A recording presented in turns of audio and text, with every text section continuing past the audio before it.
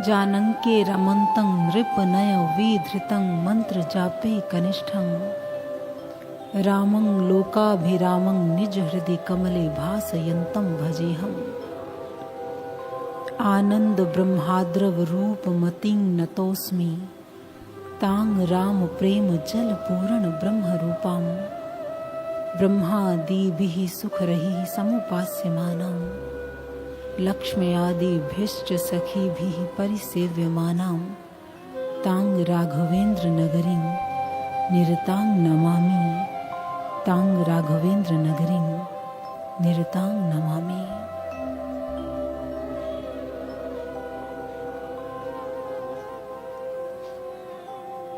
दिव्याति दिव्य साकेत लोक में भगवान के नेत्र जल से उत्पन्न सरयू नदी के निर्मल कूल पर एक पुष्पित कानन है, जिसके अंतर्गत कल्प वृक्ष के मूल में एक रत्न जड़ित सिंहासन है, जिस पर राजनीति के धुरंधर समस्त संसार का कल्याण कर देने वाले लोक सुखदायक प्रभु श्री राम अध्यासीन हैं। हम उन प्रभु श्री राम जी के चरणों में बारंबार नमन अर्पित करते हैं, वंदन अर्पित करते हैं। बोलिए सियावर रामचंद्र महाराज ने। हम नमन अर्पित करना चाहते हैं श्रेष्ठ नदी सरयू को, जो भगवान के नेत्र जल से उत्पन्न होने के कारण ब्रह्म स्वरूपिणी है। हम नमन करना चाहते हैं अपने राघवेंद्र प्रभु की जन्मस्थली अयोध्या को, जो अत्यंत पवित्र है और जिसका उच्च कोटि के देवताओं के द्वारा स्तवन किया जाता है। हम नमन करना चाहते हैं उस परम पवित्र नगरी अयोध्या को। महापुरुषों ने, संतों ने प्रभु की जन्मस्थली अयोध्या को बारंबार नमन किया है। संस्कृति की संवाहिका भारत भूमि का यदि हमें दर्शन करना है, यदि हम संस्कृति की संवाहिका भारत भूमि को देखना चाहते हैं, तो इसके श्रेष्ठ, पवित्र एवं सांस्कृतिक नगरों को देखिए। यह नगर भारतवर्ष की एकात्मता के सूत्र हैं, गहरे सूत्र। हमारे महापुरुषों ने प्रभु की जन्मस्थली की बड़ी महिमा गाई है। उन्होंने कहा है कि संस्कृति और संस्कारों को प्रदान करने वाले ये नगर वास्तव में मुनियों की कृति के रूप में बसे हुए हैं और अपने भीतर सांस्कृतिक गुणों को समेटे हुए नदियों के प्रमुख किनारों पर बसे हुए इन नगरों को देखने मात्र से ही संपूर्ण भारत का हमें दर्शन हो जाता है, संपूर्ण भारत के वैभव का दर्शन हो जाता है। वास्तव में यह नगर हमारी सांस्कृतिक एकता के प्रतीक हैं। कहते हैं कि जब तक भारत का भाल हिमालय अडिग है, 12 ज्योतिर्लिंग, 52 शक्तिपीठ, 4 धाम, कुंभ स्थल और सप्तपुरियां जो इस देश के प्राण हैं, जब तक ये अडिग हैं, तब तक हिंदू संस्कृति को कोई भी नष्ट और भ्रष्ट कर ही नहीं सकता है। ये प्राण है भारत के। और यदि हम बात करें अपनी भारतीय संस्कृति और संस्कारों की, तो ये नगर वास्तव में हमारे भारत में रचे बसे हैं, युगों से लेकर युगों तक रचे बसे रहेंगे। और भारतीय संस्कृति के साथ साथ भारतीयों के हृदय में भी उनका स्थान है। यदि हम बात करें प्रभु श्री राम जी की जन्मस्थली अयोध्या की, तो आपको क्या लगता है, क्या प्रभु की अयोध्या नगरी मात्र एक नगर या बस्ती है? नहीं, प्रभु श्री राम जी की जन्मस्थली अयोध्या कोई नगरी या बस्ती नहीं है। अपितु वो हिंदू संस्कृति के उज्जवल इतिहास का स्वर्णिम अध्याय है हमारी अयोध्या नगरी, स्वर्णिम अध्याय। और जब तक ये स्वर्णिम अध्याय है, हम इससे सीखते रहेंगे।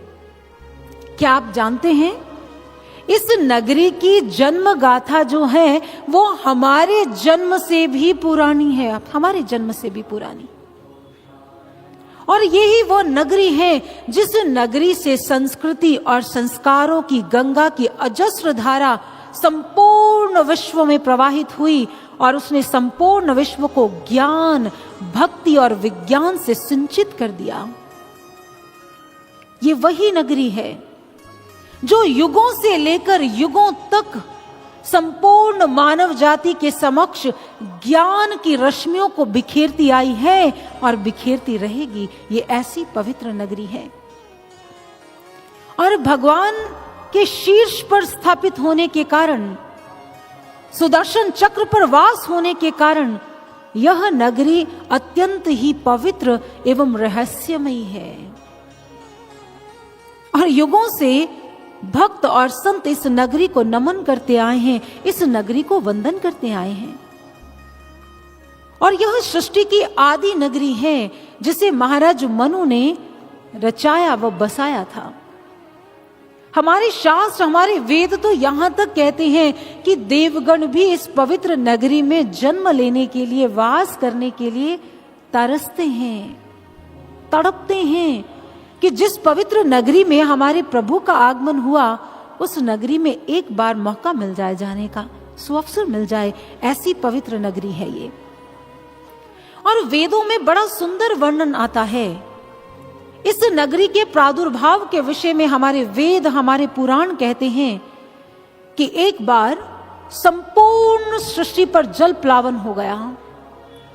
और जिस समय जल प्लावन हुआ, सारी पृथ्वी, सारे जीव जल में डूबने लगे। और जैसे ही जल में डूबने लगे, पृथ्वी नष्ट होने लगी, तो चहुं और त्राही त्राही मच गए।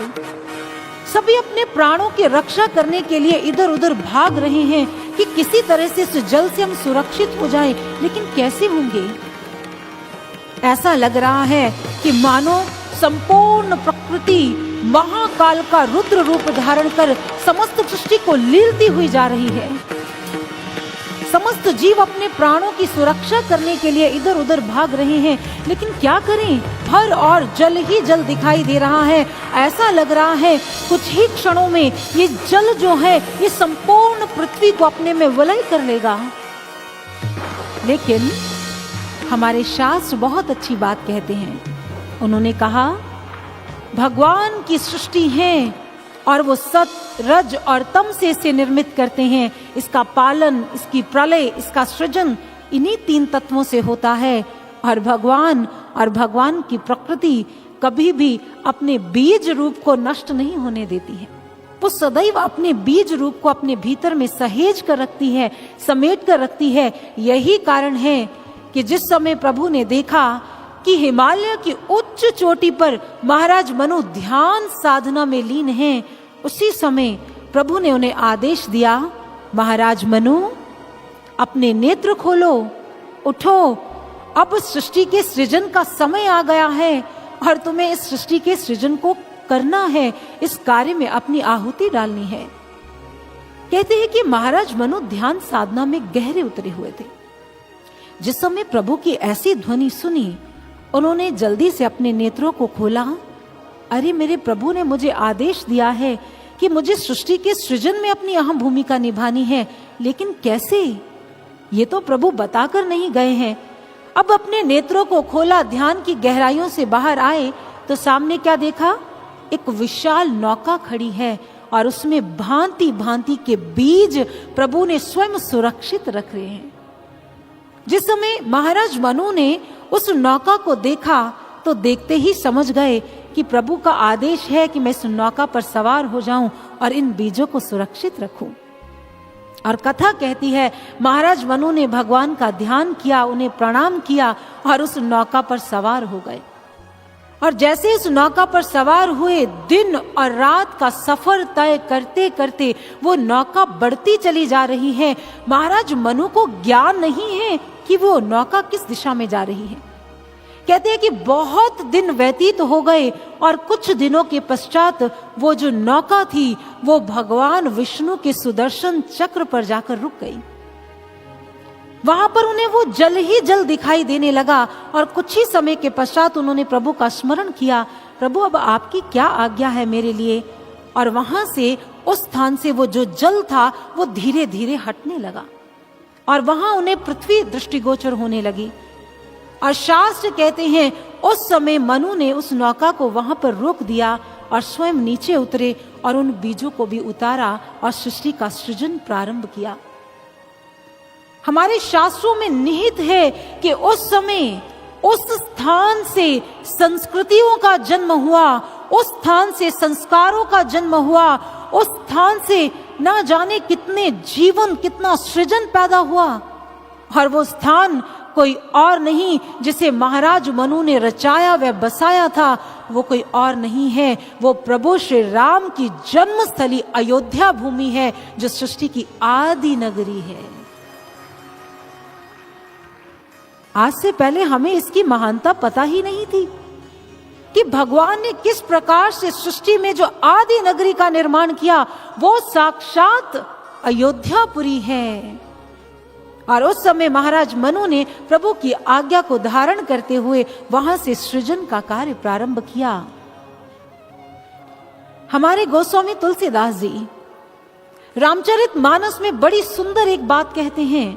उन्होंने कहा, यूं तो इस नगरी में बड़े बड़े शासक हुए हैं, ये इतनी पुण्य नगरी है जो मनु से लेकर इक्ष्वाकु तक और इक्ष्वाकु से लेकर प्रभु श्री राम जी तक 64 राजाओं ने इस नगरी पर शासन किया है। इतना ही नहीं, सागर को अपना नाम प्रदान करने वाले महाराज सगर और गंगा को भागीरथी की उपाधि देने वाले भगीरथी जी, इसी इक्ष्वाकु कुल में जन्म लिया उन्होंने और इसी से तप निकला, इसी से त्याग की संरचना हुई। महाराज हरिश्चंद्र ने अपना सर्वस्व त्याग दिया सत्य का पालन करने के लिए और यहीं से महाराज रघु ने अपना विस्तार किया राज्यों का पूर्व एशिया तक। इतनी महान नगरी है। और गोस्वामी तुलसीदास जी कहते हैं, इस नगरी की साक्षी मात्र देवगण नहीं है, बल्कि इस नगरी के साक्षी सरयू तट भी है जो युगों से इस नगरी का दर्शन कर रहा है। आप जानते हैं अयोध्या को वैष्णव खंड भी कहा जाता है क्योंकि यहां पर अनंत यज्ञों का अनुष्ठान किया गया है। ऋषि मुनियों ने अनंत यज्ञ किए। यही कारण तो है कि युगों से ये नगरी अत्यंत पवित्र है और सप्तपुरियों में अयोध्या नगरी का जो स्थान है वो शीर्ष पर है, पहला स्थान मिलता है उसे। और गोस्वामी तुलसीदास जी एक दिन ध्यान साधना में बैठ गए, नेत्र बंद थे, तो प्रभु की जन्मस्थली को देखने लग गए और प्रभु की जन्मस्थली का भीतर दीदार किया तो गदगद हो उठे, मंत्रमुग्ध हो उठे और भगवान की लीला स्थली का नमन करते हुए, स्मरण करते हुए उन्होंने एक चौपाई लिखी, बंदौ अवधपुरी अति पावनी सरयू सरी कली कलुष निसावनी। उन्होंने कहा, मैं नमन करता हूं ऐसी नगरी को जहां पर साक्षात ब्रह्म का वास है। बाबा कहते हैं, मैं नमन करता हूं ऐसी दिव्य नगरी को जहां से संस्कृति और संस्कार प्रवाहित हुए हैं। मैं नमन करता हूं ऐसी नगरी को जो पापों का नाश कर देने वाली है। मैं नमन करता हूं ऐसी नगरी को जहां से प्रभु ने भक्ति, ज्ञान और विज्ञान की गंगा की धार को बहा दिया है।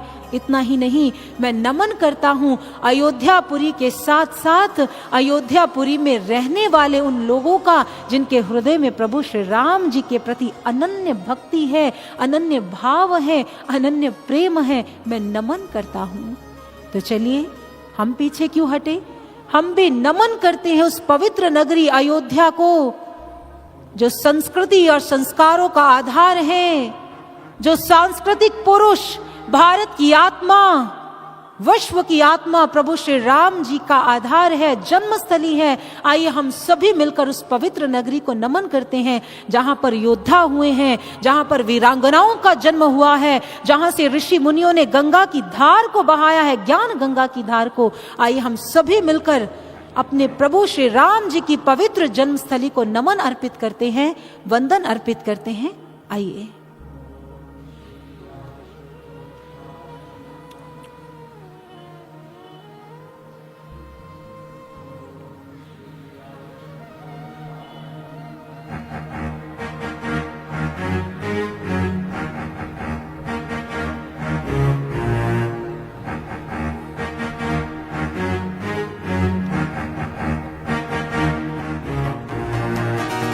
शोभित वैभवशाली रहती यहाँ सदा खुशहाली, हाँ खुशहाली।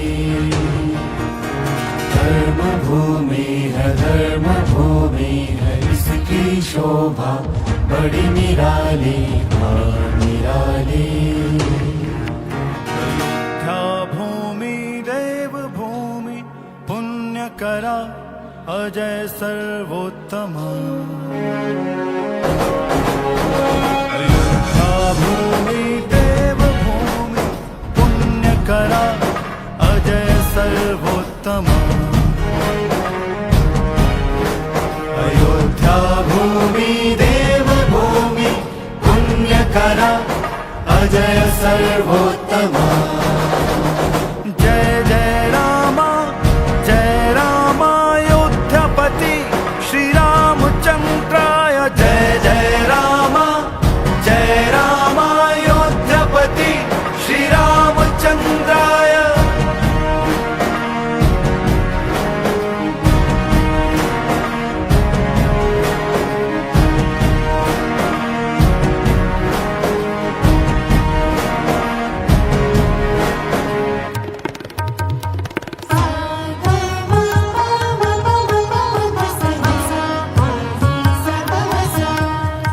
स्वर्ग सी सुंदर इस नगरी को दसों दिशाएं करे प्रणाम। समृद्धि यहाँ निराली है, कुबेर भुजाएं करे प्रणाम। स्वर्णिम जल से सजी दीवारें धूचू में है महाहिमालय। शक्तिशाली यहाँ नारियां दुर्गा भगवती कहलाए। जय जय जय मां जय देवी मां। अयोध्या भूमि देव भूमि पुण्य करा अजय सर्वोत्तमा। अयोध्या भूमि देव भूमि पुण्य करा अजय सर्वोत्तमा। जय जय रामा अयोध्यापति श्री रामचंद्राय। जय जय रामा अयोध्यापति श्री रामचंद्राय।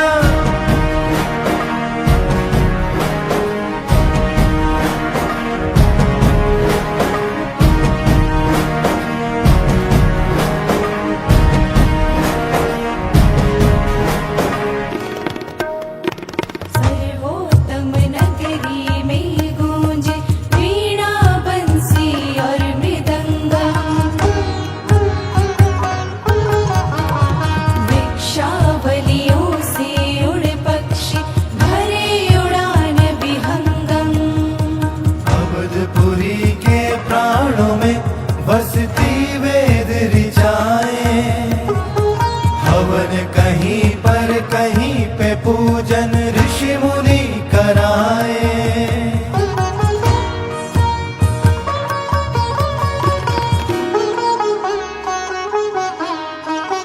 महापुरी की सेना का लोहा मारे दिग दिगंत।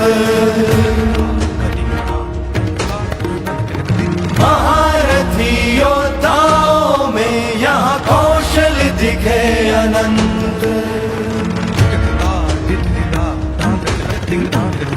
अश्वों के टापों की ध्वनियाँ सुन शत्रु भय खाते। अस्त्र शस्त्र बिन लक्ष्य भेद के लौट नहीं है आते। ये कर्म भूमि है धर्म भूमि योग भूमि अयोध्या। यहाँ रामचंद्र ने जन्म लिया भूलोक भूमि अयोध्या।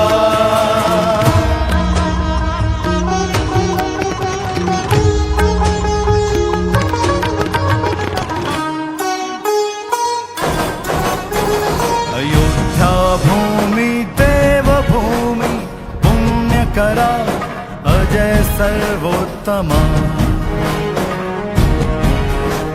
अयोध्या भूमि देव भूमि पुण्य करा अजय सर्वोत्तमा। जय जय राम अयोध्यापति श्री रामचंद्राय। जय जय राम अयोध्यापति श्री रामचंद्राय। जय जय राम अयोध्यापति श्री रामचंद्राय। जय जय राम अयोध्यापति श्री रामचंद्राय। अतिशोभित वैभवशाली अयोध्या नगरी की जय। दशरथ नंदन श्री रामचंद्र महाराज की जय। हमारे शास्त्र, हमारे ग्रंथ, हमारे वेद अयोध्या नगरी को नमन करते हैं। क्या मात्र अयोध्या नगरी की इतनी ही महिमा है? क्या इसका हमारे जीवन पर, हमारी आध्यात्मिकता पर कोई प्रभाव नहीं है? चलिए आध्यात्मिक दृष्टि से देखते हैं ये अयोध्या नगरी किस बात का प्रतीक है। हमारे वेद शास्त्र कहते हैं अष्ट चक्रा नव द्वार देवा नाम पुर योध्या तस्यांग हिरण्यमय कोशः स्वर्गो ज्योतिषाकृतः। 8 चक्रों से और 9 द्वारों से निर्मित यह शरीर भी हमारे शास्त्र कहते हैं अयोध्या का प्रतीक ही तो है। जो 8 चक्रों से और 9 द्वारों से निर्मित है, ये शरीर भी एक प्रतीकात्मक है। ये अयोध्या ही तो है। लेकिन इस अयोध्या रूपी हृदय सिंहासन पर कौन बैठते हैं? प्रभु श्री राम विद्यमान है। उन्होंने कहा परमात्मा हृदयस्थो ही सच सर्वं प्रकाशते हृत्पद्य का मीठिए ध्यान यज्ञेन पूजयेत। हमारे शास्त्र कहते हैं इस शरीर रूपी अयोध्या के हृदय मंदिर में कौन विद्यमान है? साक्षात प्रभु श्री राम आसीन है, साक्षात प्रभु श्री राम विद्यमान है। लेकिन उन्हें जाना कैसे जा सकता है? ध्यान यज्ञेन पूजयेत। वो ध्यान की गहराइयों में उतरकर जाने जाते हैं। ऐसा क्यों? क्योंकि सूक्ष्मं परमात्मं तत्वं द्रष्टव्यम ज्ञान चक्षुषा। वो कहते हैं कि वो ब्रह्म राम जो है ना, जो हमारे अंतस में है, हमारे हृदय रूपी गुफा में विद्यमान है, वो अत्यंत सूक्ष्म है, सूक्ष्म से भी सूक्ष्म। और उस सूक्ष्म तत्व को ऐसे हम नहीं जान सकते हैं, इन बाहरी नेत्रों से तो पहचान ही नहीं सकते हैं। चाहे कितना भी प्रयास कर ले, हम नहीं उतर सकते भीतर। उसके लिए क्या कहते हैं? द्रष्टव्यम ज्ञान चक्षुषा। यदि आप उस सूक्ष्म तत्व को जानना चाहते हैं, यदि आप उस सूक्ष्म तत्व को देखना चाहते हैं, तो उसका एक ही उपाय है, एक ही समाधान है, एक ही युक्ति है, और वो है ज्ञान चक्षुषा, अर्थात वो दिव्य नेत्र, वो दिव्य चक्षु। जब हमारे जीवन में पूर्ण सद्गुरु का आगमन होगा, जो हमारे कपाट खोल देगा, वो दिव्य चक्षु खोल देगा, फिर हम भीतर प्रवेश करेंगे शरीर रूपी अयोध्या में और प्रभु श्री राम जी का दर्शन भी करेंगे। और तब हम अपनी भक्ति की यात्रा को प्रारंभ कर सकते हैं, भक्ति की यात्रा को शुरुआत कर सकते हैं। उसकी ज्ञान चक्षु की आवश्यकता है। और आज इसी पवित्र भूमि का चुनाव किसने किया है? प्रभु श्री राम जी ने जिस समय समस्त देवगण प्रार्थना करते हैं प्रभु के चरणों में, भगवान विष्णु के चरणों में, कि राक्षसों का अत्याचार चरमोत्कर्ष पर पहुंच गया है, प्रभु हमारी रक्षा करें। और उस समय प्रभु घोषणा करते हैं कि मैं अयोध्या में जन्म लेकर धर्म की संस्थापना करूंगा और अधर्म का नाश करूंगा। प्रभु ने स्वयं अयोध्या नगरी का चुनाव किया। और गोस्वामी तुलसीदास जी हमें रामचरित मानस में अयोध्या नगरी की ओर लेकर जाते हैं। उन्होंने कहा, अवधपुरी रघुकुल मणि राव, वेद विदित तेहि दशरथ नाव। उन्होंने कहा, इस पवित्र नगरी के शासक जानते हैं कौन है? इस नगरी के शासक हैं महाराज दशरथ जी। गोस्वामी तुलसीदास जी ने महाराज दशरथ जी का बड़ा विस्तार से विवरण दिया है, बड़े विस्तार से। उन्होंने महाराज दशरथ जी के चरणों में वंदन भी किया, महाराज दशरथ जी के चरणों में नमन भी किया। तो एक दिन गोस्वामी तुलसीदास जी नमन कर रहे थे, बंदऊ अवध भुआल सत्य प्रेम जिमि राम पद, कि मैं महाराज दशरथ जी के चरणों में वंदन करता हूं। तो कुछ सज्जन लोग उनके सामने बैठे हुए थे। तो उन्होंने कहा, बाबा आप एक संत होकर एक राजा की वंदना कर रहे हैं, ये बात कुछ जची नहीं है, कुछ अटपटी सी बात है। तो गोस्वामी तुलसीदास जी मुस्कुरा दिए। उन्होंने कहा, मैं किसी राजा की वंदना नहीं कर रहा हूं, मैं उसकी वंदना कर रहा हूं जिसके हृदय में क्या है? सत्य प्रेम जिमि राम पद, जिनका प्रभु श्री राम जी के चरणों में प्रेम है, मैं उस भक्त की वंदना कर रहा हूं। तो उन्होंने कहा, बाबा यूं तो इक्ष्वाकु कुल में बड़े बड़े योद्धा हुए हैं, बड़े बड़े तपस्वी हुए हैं, आप उनकी तो वंदना लिखी नहीं। सगर हुए हैं, अंशुमान हुए हैं, दिलीप हुए हैं, राजा भगीरथी हुए हैं, जिन्होंने क्या किया? अपनी कठोर तपस्या से गंगा को धरती पर उतार दिया। आपने उनका तो अभी तक नमन किया ही नहीं। जिस समय गोस्वामी तुलसीदास जी ने सुना तो वो मुस्कुराते हुए बोले, बंधु भगीरथी ने तो तप कर कर गंगा को धरती पर उतारा है, लेकिन महाराज दशरथ जी ने तो उसे धरती पर उतार दिया जिसके चरणों से गंगा निकली है। वो तो अत्यंत वंदनीय है, उनको नमन करना आवश्यक है, क्योंकि उन्होंने उनको उतार दिया धरती पर जिनके चरणारविंदों से पवित्र गंगा निकलती है और हम उसमें स्नान करते हैं। नमन है। रामचरित मानस में यूं तो दो नाम ऐसे हैं जो बड़े सामान्य प्रतीत होते हैं। यदि हमारी भारतीय संस्कृति से कोई व्यक्ति अनभिज्ञ है, जिसे हमारी संस्कृति का ज्ञान नहीं है, वो अवश्य कहीं ना कहीं उलझ जाएगा या धोखा खा जाएगा। जानते हैं वो दो नाम कौन से हैं? दशरथ जी और दशमुख। दो नाम ऐसे आते हैं रामचरित मानस में, रामायण में, त्रेता में, जिनमें बड़ी सिमिलैरिटी है। दशरथ और दशमुख, इन दोनों के नाम के साथ दश शब्द का प्रयोग होता है। क्या आपको लगता है कि ये दोनों नाम एक जैसे हैं? ये स्वाभाविक बात है, इसके पीछे कोई कारण नहीं है। हमारे शास्त्र कहते हैं ये दशमुख और दशरथ दोनों के साथ दश शब्द लगाया जाता है। यूं तो हमारे समस्त विश्व में जितनी भी शारीरिक संरचना हुई है ना, वो कहां कैसे हुई है? दश से ही तो हुई है। लेकिन बाबा कहते हैं भले हमारी शरीर की संरचना 10 इंद्रियों से हुई है, लेकिन इस 10 के बाद भी हमारा रंग, रूप, भाषा, चॉइसेस, हमारा मत, हमारा मतांतर सब भिन्न है। और ये जो भिन्नता है ना, यही रथ को और मुख के अलगाव को, ये दोनों चीजों को हमारे समक्ष रख लिया। हम विचार करें कि दशमुख, जिसके 10 मुख थे, 10 सिर थे, जानते हैं क्यों? ये किस बात का प्रतीक है? ये 10 सिर एक प्रतीक हैं हमारी इच्छाओं के, हमारी कामनाओं के, जो प्रकट होती रहती हैं। कहते हैं कि एक बार जब सिकंदर विश्व विजय के लिए निकला तो अहंकार में, गर्व में फूला नहीं समा रहा था कि संपूर्ण विश्व को मैं अपनी शक्ति से जीत लूंगा। और जिस समय उसका भारत में आगमन हुआ तो विश्व विजय के लिए निकला हुआ सिकंदर गर्व से चल रहा है कि अब धीरे धीरे मैं संपूर्ण विश्व को जीत लूंगा। कहते एक दिन उनके शिविर में भारत के एक औले धौले संत फकीर संत कल्याण ने प्रवेश किया और बेधड़क सिकंदर के सामने जाकर खड़े हो गए और आंखों में आंखें डालकर बोले, अरे मूर्ख सिकंदर, तुम विश्व विजय के लिए निकले हो, लेकिन तुम्हें पता ही नहीं है तुम मन और कामनाओं की रस्सी में किस तरह से बंधते जा रहे हो, जकड़ते जा रहे हो, और एक दिन यही रस्सी, यही कामनाएं तुम्हें बांध देंगी और तुम्हारे प्राणों का हरण कर लेंगी।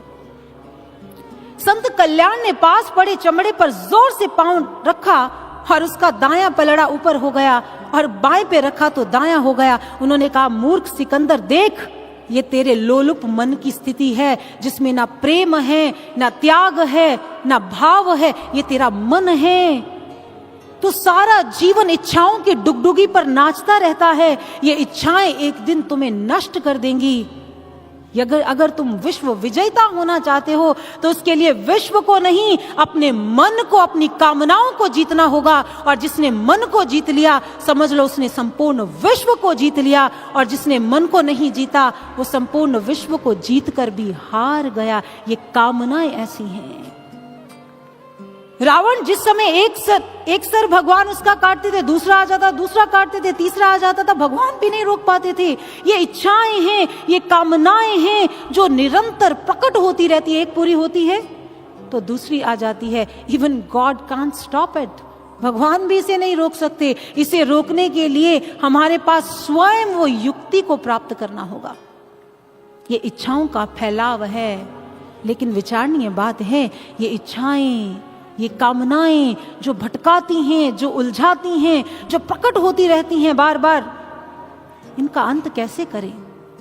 तो बाबा कहते हैं, रमन्ते योगिनो यस्मिन इति रामः। जो संपूर्ण ब्रह्मांड को, संपूर्ण विश्व को व्यवस्थित करते हैं, वही राम तत्व हमारे मन और हमारी वृत्तियों को भी व्यवस्थित करेंगे। वो राम चाहिए। बिना राम के हमारी ये जो इंद्रियां हैं, हमारी ये जो कामनाएं हैं, हमारा ये जो मन है, ये भटकता रहेगा बेलगाम घोड़े की तरह। लेकिन बाबा कहते हैं, एक ऐसे व्यक्तित्व भी है जिनके साथ दश लगा है, लेकिन दश के साथ एक और शब्द महत्वपूर्ण है, वो है रथ। रथ का काम क्या होता है? हमें अपने लक्ष्य तक पहुंचाना। और जब रथ पर एक रथी बैठता है तो वो क्या करता है? वो घोड़ों की लगाम को अपने हाथ में ले लेता है और लगाम उसके हाथ में होती है। वो जिधर चाहता है उसे लेकर जाना, वो उधर जाता है। फिर वो अपने गंतव्य तक पहुंच पाता है, अपने लक्ष्य तक पहुंच पाता है। बाबा कहते हैं, इन इंद्रियों को, इन मन की तृष्णाओं को, इस ज्वाला को शांत करने का एक ही उपाय है, अपने मन की लगाम अपने हाथ में लेना, अपने इंद्रियों को अपने वश में करना। क्योंकि जो अपनी इंद्रियों को अपने वश में करेगा, उसी के हृदय में राम तत्व प्रकट होगा। भगवान कहाँ प्रकट हुए? दशरथ जी के गृह में प्रकट हुए। ऐसे ही जब हम अपनी बिखरी इंद्रियों को समेट लेंगे तो वो राम तत्व यहाँ प्रकट होगा। ये राम और रावण, दशरथ और दशमुख, ये जो युद्ध है ना, ये चलता रहता है।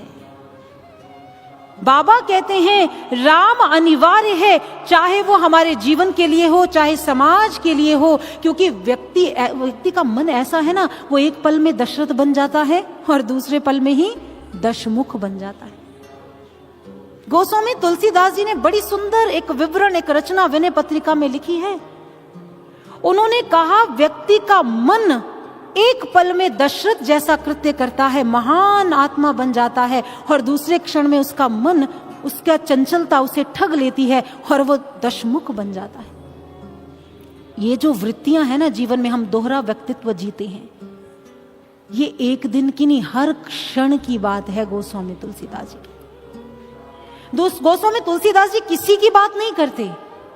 जब भी वो मन की, इंद्रियों की, मन की चंचलता की बात करते हैं तो वो स्वयं पर उन चीजों को घटित करते हैं। वो सुनी सुनाई, पढ़ी पढ़ाई बात पर विश्वास नहीं रखते हैं। उन्होंने कहा, हे प्रभु, ये मन जो है ना, कभी कभी मैं इस मन से परेशान हो जाता हूं।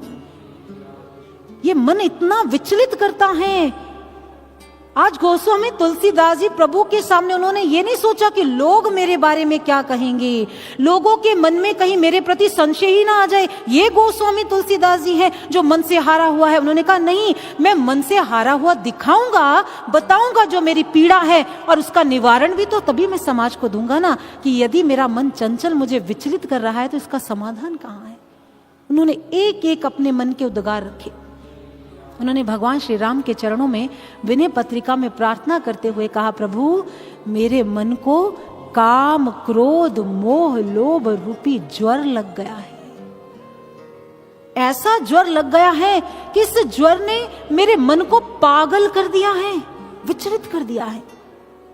प्रभु आप तो जानते हैं आपसे क्या छिपा है। कभी ये मन योगाभ्यास करता है, इतने उच्च शिखरों तक पहुंचने के लिए संकल्पबद्ध हो जाता है, और दूसरे ही क्षण ये भोगों में लिप्त हो जाता है। प्रभु ये मेरा ही मन है। कभी कभी मुझे लगता है ये मेरा ही मन है। कभी ये पंडित ज्ञानी बन जाता है तो कभी ये पाखंडी बन जाता है, एक क्षण नहीं लगाता। कभी ये सब में राम को देखता है तो कभी सब में माया को देखने लग जाता है। कभी भोगों का दर्शन करता है तो कभी योग में स्थित हो जाता है। प्रभु ये मेरा मन मुझे पल पल उलझाता है, पल पल भटकाता है। मैं जानता हूं मैं इस मन को जीत नहीं सकता। मुझ में इतनी शक्ति नहीं है कि मैं अपने मन को जीत सकूं, लेकिन मैं इतना जानता हूं जिस पर आपकी कृपा होती है, जिस पर आपकी दया होती है, वही इस चंचल मन को जीत सकता है। प्रभु मुझे आपके चरणों की भक्ति चाहिए। मैं आपके चरणों में अनुरक्त होना चाहता हूं, मैं आपका अनुरागी बनना चाहता हूं। प्रभु इस मन को बड़ा मोह लगा हुआ है, मल लगा हुआ है। और गोस्वामी तुलसीदास जी विनय पत्रिका में अपने मन की स्थिति को व्यक्त करते हुए अपने प्रभु के चरणों में मात्र समस्या ही नहीं, हमारे समक्ष समाधान भी रखते हुए क्या कहते हैं, आइए हम भी उनकी एक रचना के माध्यम से श्रवण करते हैं। आइए।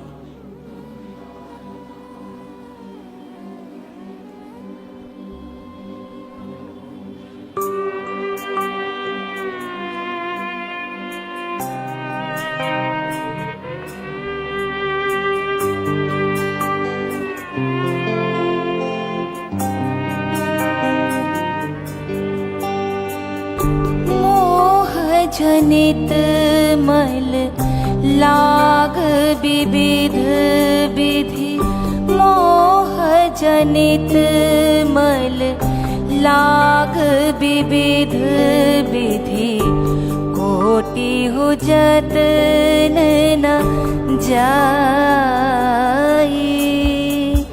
मोह जनित मल लाग विविध विध, मोह जनित मल लाग विविध विध, कोटि हो जतन न जाई। जन्म जन्म अभ्यास निरत चित, जन्म जन्म अभ्यास निरत चित, अधिक अधिक लपटाई। मोह जनित मल लाग विविध विधि, मोह जनित मल लाग विविध विध।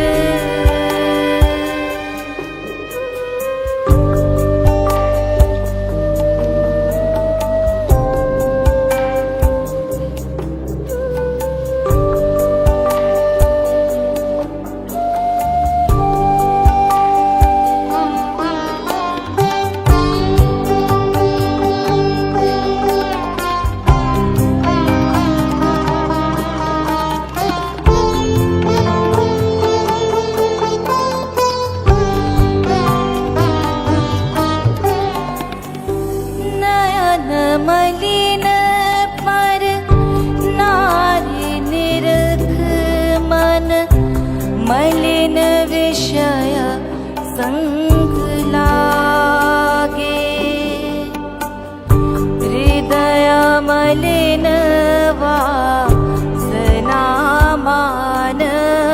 मद हृदय मलिन वासनामान मद जीव सहज सुख त्यागे मोह जनित मल लाग विविध विध मोह जनित मल लाग विविध विध